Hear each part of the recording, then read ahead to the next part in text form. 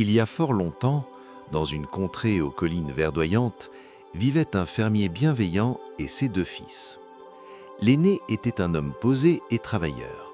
Le cadet, en revanche, était d'un tempérament agité. Un jour, il dit à son père : « Père, je souhaite parcourir le monde.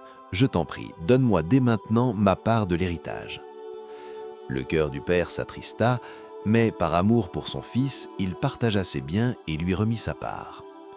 Le jeune homme remplit ses bagages de pièces d'or et partit pour la grande ville et ses lumières éblouissantes.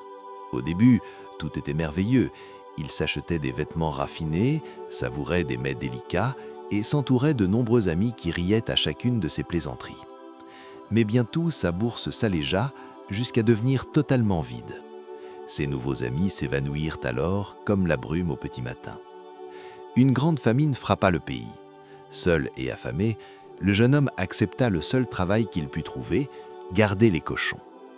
Il avait si faim que même la nourriture des porcs lui faisait envie. Assis dans la boue, il se souvint de la maison de son père. Là-bas, même les serviteurs ont du pain en abondance, pensa-t-il. Le cœur lourd de honte, il se dit « Je vais rentrer chez moi. Je dirai « Père, j'ai mal agi. Je ne suis plus digne d'être appelé ton fils. S'il te plaît, accepte-moi comme l'un de tes ouvriers. » Il entama alors le long chemin du retour, les vêtements en lambeaux et les pieds couverts de poussière. Pendant ce temps, à la ferme, son père n'avait jamais cessé de guetter son retour. Chaque jour, il scrutait le chemin poussiéreux, plein d'espoir. Puis, un après-midi, il aperçut une silhouette au loin. Son cœur fit un bond. Même de loin, il reconnut la démarche de son fils. Empli d'amour et de compassion, le vieil homme courut. Oui, il courut à sa rencontre. Avant même que le fils ne puisse finir son discours tant répété, son père le serra dans les bras et l'embrassa. « Père, » commença le fils, « j'ai péché. » Mais le père s'écria en s'adressant à ses serviteurs, « Vite, apportez la plus belle robe, mettez-lui un anneau au doigt et des sandales aux pieds.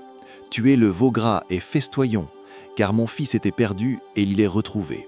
Il était mort pour nous et le voilà de nouveau vivant. » Et la fête commença, au son de la musique et des danses.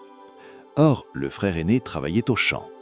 En entendant la musique, il demanda à un serviteur ce qui se passait. « Ton frère est de retour, » répondit celui-ci, « et ton père a organisé une grande fête. » L'aîné se mit en colère et refusa d'entrer. Son père sortit pour le supplier. « Regarde, » dit le fils aîné, « j'ai travaillé pour toi toutes ces années et tu ne m'as jamais offert de fête.